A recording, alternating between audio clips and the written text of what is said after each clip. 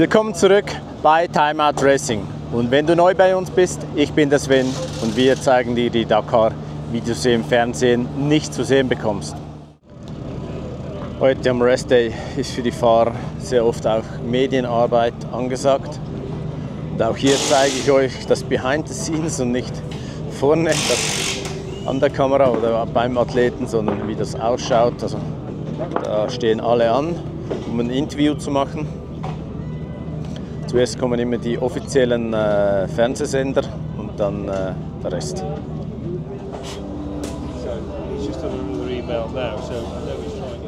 Das gibt es dann nicht nur hier bei Dacia, sondern bei Ford, Toyota, X-Rate macht das auch.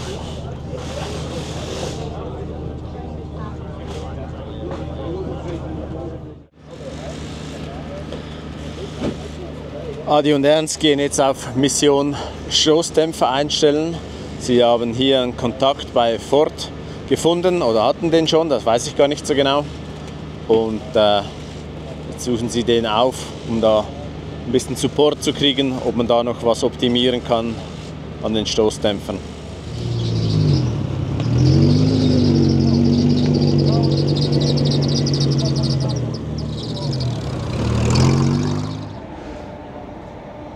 Super Bild. Classic Team kriegt Support von Ford.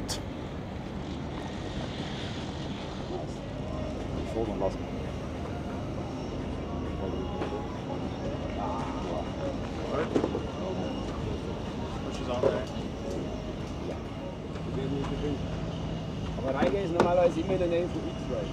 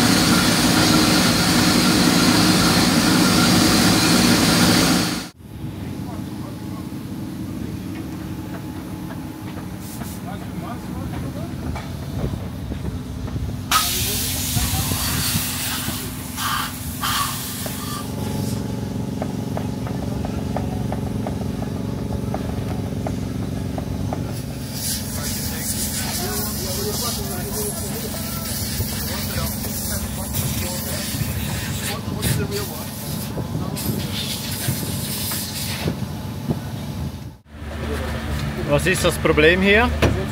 Ja, heute haben wir auf der anderen Seite noch eine Achsmanschette zu machen. Und nachdem dass die Antriebswelle, der Kopf so lang ist, müssen wir jetzt Achsschneckel ausbauen, die ganze Antriebswelle ausbauen. Da machen wir jetzt gleich beide Seiten, also innen und außen, der Achsmanschette. Und dann kann der Frank wieder Gas geben.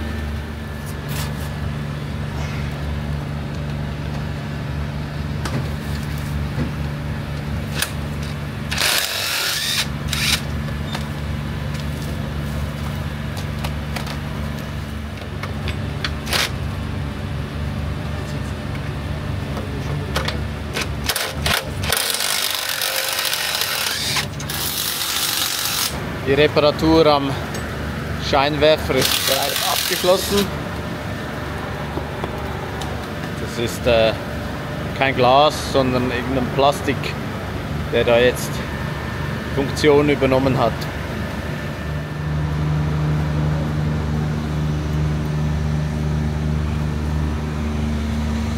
Hier der V8 Defender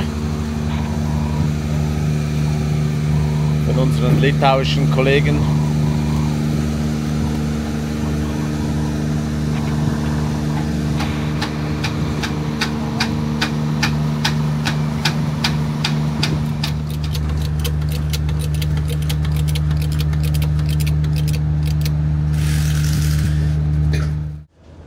Viele haben gewünscht, dass wir nochmals bei Justin vorbeigehen. Jetzt hat er Zeit und vor allem auch wieder Energie. Justin, wie war die erste Woche der Dakar für dich? Moin, hi. Also Ja, die erste Woche war sehr beeindruckend und sehr ereignisreich. Ich bin froh, jetzt erstmal den Ruhetag erreicht zu haben und bin mir sicher, dass die nächste Woche nicht weniger aufregend wird. Ja, die Wochen hatten viele Höhen und Tiefen, überwiegend tatsächlich Höhen, aber eben auch ein, zwei Sachen, glaube ich, die werde ich noch eine Weile in Erinnerung behalten. Eins davon eben zum Beispiel die Chrono Stage, wo ihr mich beim letzten Mal interviewt habt, wo ich dann, glaube ich, ein bisschen fertig im Dunkeln reinkam. Dann die Marathon-Etappe, die war auch nicht ohne. Da bin ich auch dann die letzten 30 Kilometer im Dunkeln gefahren vorgestern.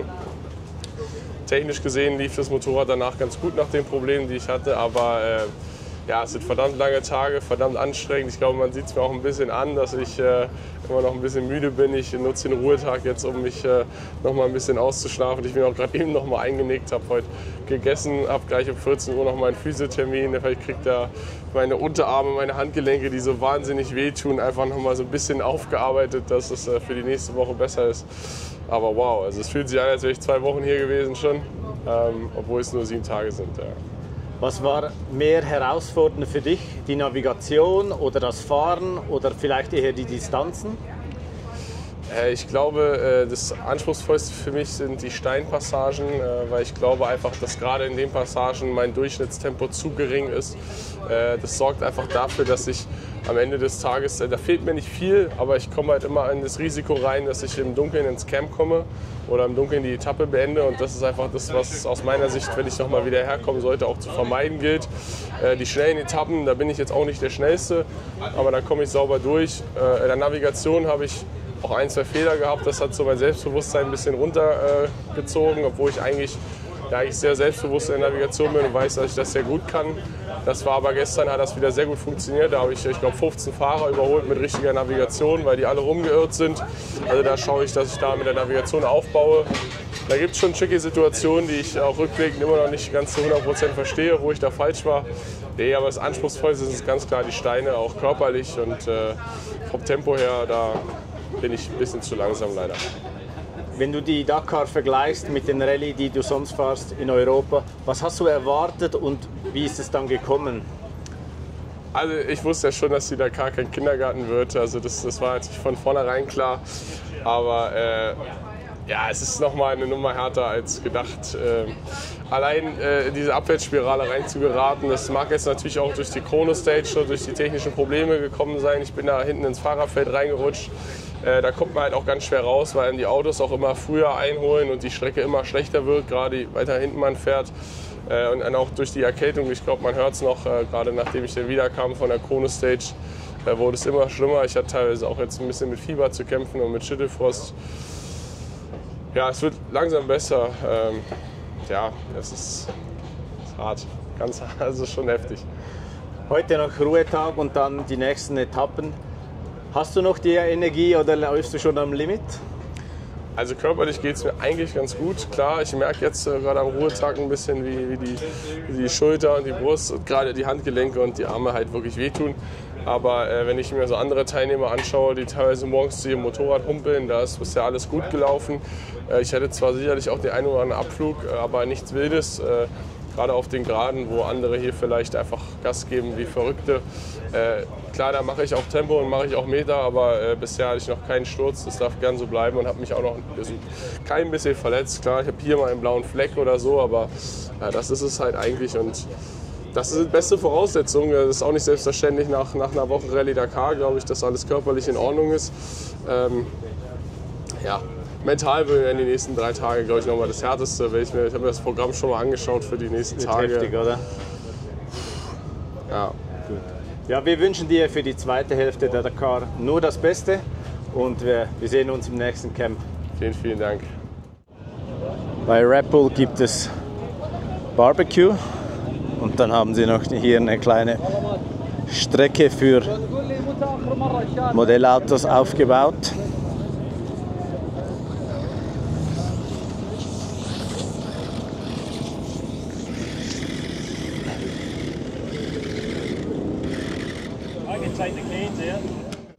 Ruhetag, wir sind bei Dirk von Zitzewitz. Hallo Dirk, es war eine intensive Woche für euch. Was kannst du uns erzählen? So viel Zeit hast du nicht. Wir haben viel erlebt.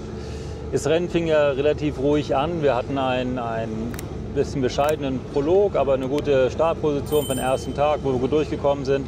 48-Stunden-Etappe ist super gelaufen, haben aufgeholt, waren happy bis 40 Kilometer vom Ziel.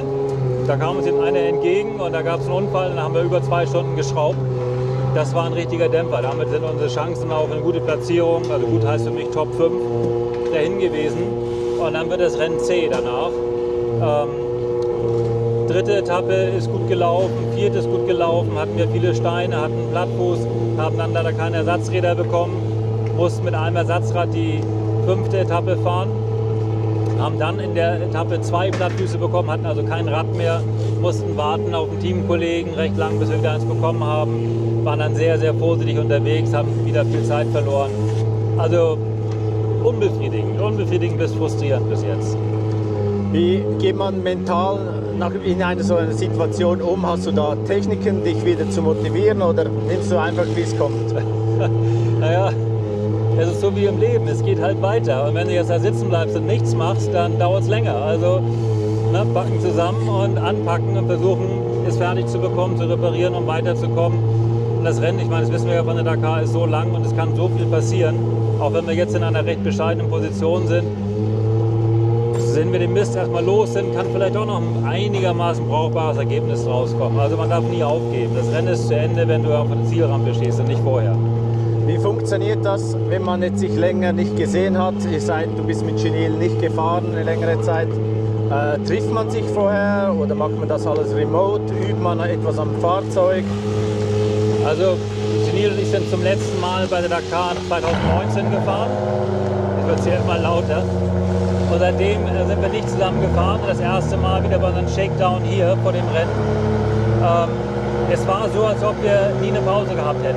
Wir sind so lange vorher zusammen gefahren, wir kennen uns so gut, das war überhaupt kein Problem. Das Zusammenspiel funktioniert. Wir sind ja auch befreundet und ich war auch zu der aktiven Zeit sehr oft bei ihm in Südafrika, haben viel zusammen trainiert, kennen ihn familiär praktisch sehr gut. Es war so wie immer, also gar kein Problem. Besten Dank für deine Zeit und ich wünsche euch eine erfolgreiche zweite Woche. Vielen Dank.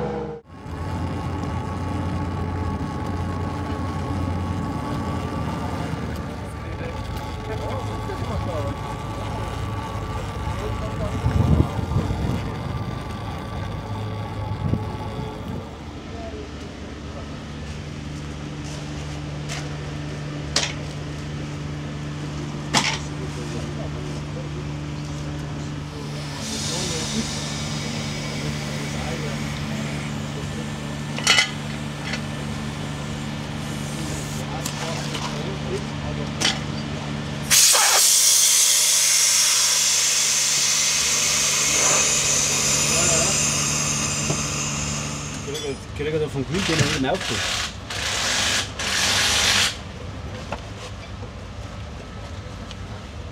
Bevor ich die Dichtung jetzt ausbaue, die Korkdichtung. Dadurch ist das verdruckt.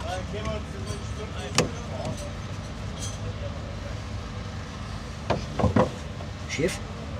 Ja, wollen wir. Schaut besser aus. Ja. Ja, wenn es so hart geht, dann nehmen wir den daher. Dann gehen wir eher da ein Ding drauf, aber WD-40, dass es rutscht.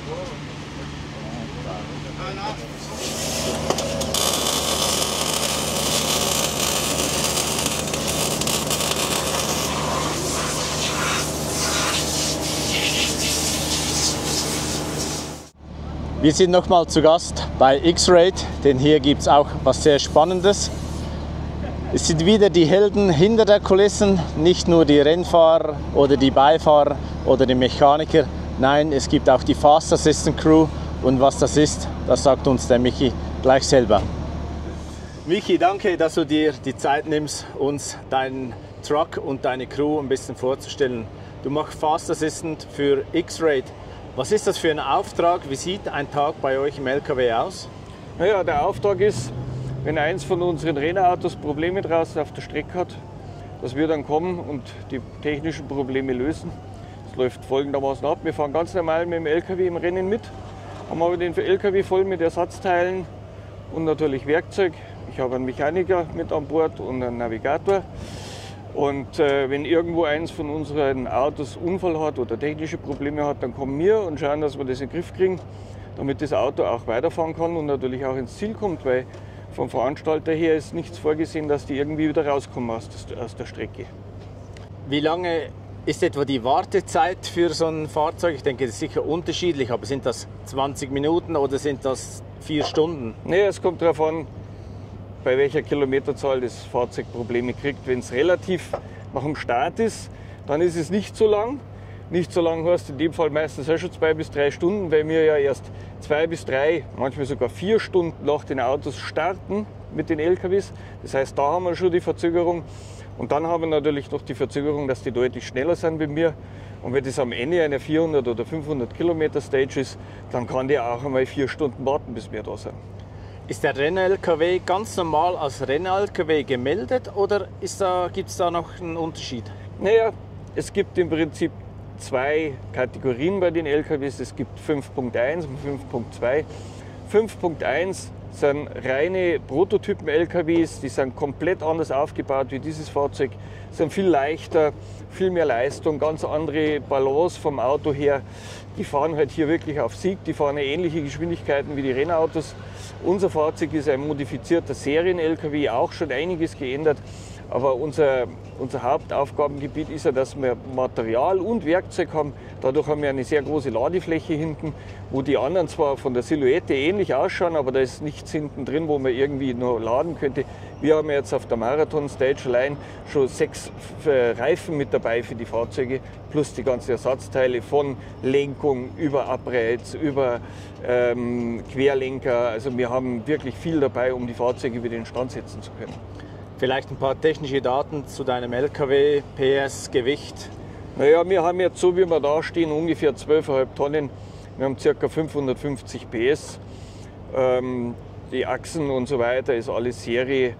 Also das ist jetzt nicht großartig auf reinen Rennbetrieb ausgelegt. Das Auto ist 2007er Baujahr. Damals 2007 war das natürlich schon absolut Stand der Dinge. Da hat man auch noch vorne mitfahren können. Heute, diese vielen Jahre später, ist die Entwicklung in eine ganz andere Richtung gegangen. Wie sah eure erste Woche aus? War das viel Arbeit oder einfach fahren? Also von der Arbeit hat es sich in Grenzen gehalten. Wir hatten ein größeres Problem mit einem Yamaha. Da mussten wir ein paar Sachen tauschen in den Dünen. Und ansonsten Marathon-Stage natürlich die abendlichen Arbeiten, dass man die Fahrzeuge alle durchschaut und in Stand setzt und Reifen wechselt. Und von dem her war es jetzt von der Arbeit nicht viel, aber die erste Woche war vom Fahren her natürlich schon anstrengend, weil wir diese 48 Stunden Chronotag hatten und gleich drauf dann nochmal diese Marathon-Stage, was das Ganze schon etwas, ich sage mal, in die Länge gezogen hat. Die Rennautos, die haben sicher eine hohe Durchschnittsgeschwindigkeit. Wie sieht das bei den Renn-LKWs oder jetzt bei dir im LKW aus? Kennst du die Durchschnittsgeschwindigkeit pro Tag? Das kann man so auch nicht sagen. Es kommt darauf an, ob wir eine Pistenstrecke haben. Da fahren wir auch bis zu 130 km/h knapp. Oder ob wir reine Dünenpassagen haben, wo natürlich unsere Durchschnittsgeschwindigkeit, ich sage mal, auf 20 bis 30 Kilometer runtergeht pro Stunde. Super. Besten Dank für die Informationen und ich wünsche dir noch einen guten Restday. Danke. Ciao.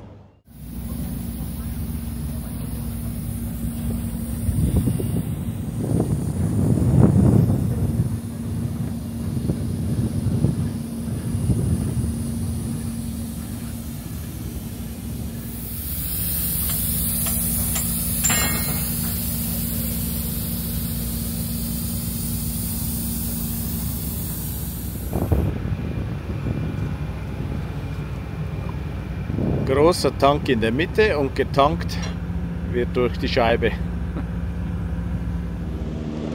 Es ist 18 Uhr, überall oder fast überall wird noch heftig geschraubt, wie auch bei unserem litauischen Freund im Team. Der hatte Teile, welche ihm fehlten, der hat sie aber jetzt gefunden im Camp. Ist hier generell so, jeder hilft jedem, das Teil gibt es irgendwo im Camp, man muss es nur suchen und fragen. Und sollte man es im Camp nicht finden, dann sicher außerhalb in der Stadt. Wir erfahren hier eine extrem hohe Hilfsbereitschaft während der ganzen Rallye und es ist ein super Gefühl, hier dabei sein zu können. Sehr gut machst du das.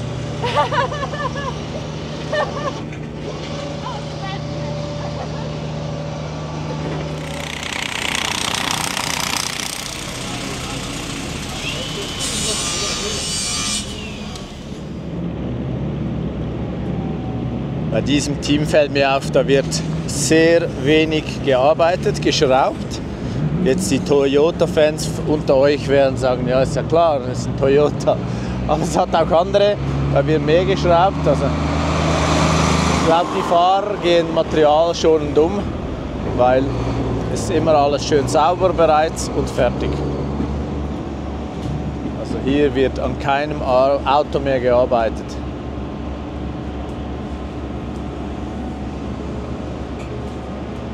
Wir haben da eine Checkliste.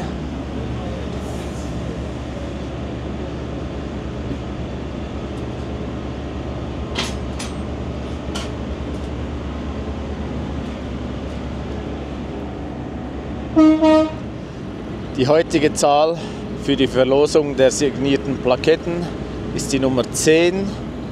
Merkt euch also die Nummer 10 am Schluss für die gesamte Summe. Die Nummer für heute ist die Nummer 10. Morgen ziehen wir wieder um. Wir fahren weg von Heil.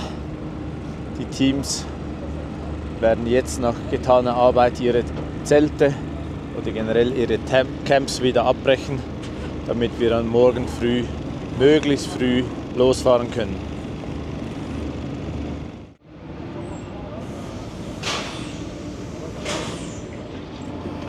Nicht jedes Team hat eine eigene Reifenmontiermaschine und Maschine zum Auswuchten. Daher hat BF Goodrich hier einen Stand, sage ich mal, wo man die Reifen abgeben kann. Dann werden da neue Reifen aufgezogen.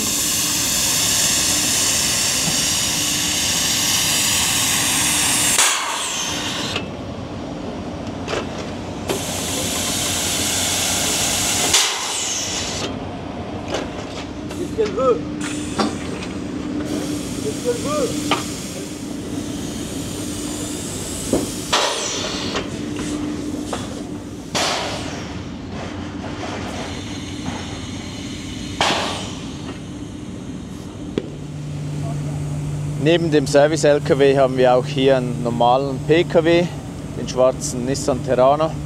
Es ist extrem hilfreich, ein Auto zu haben, um was zu organisieren oder wie auch hier dann die Reifen für die Montage zu liefern oder zu bringen.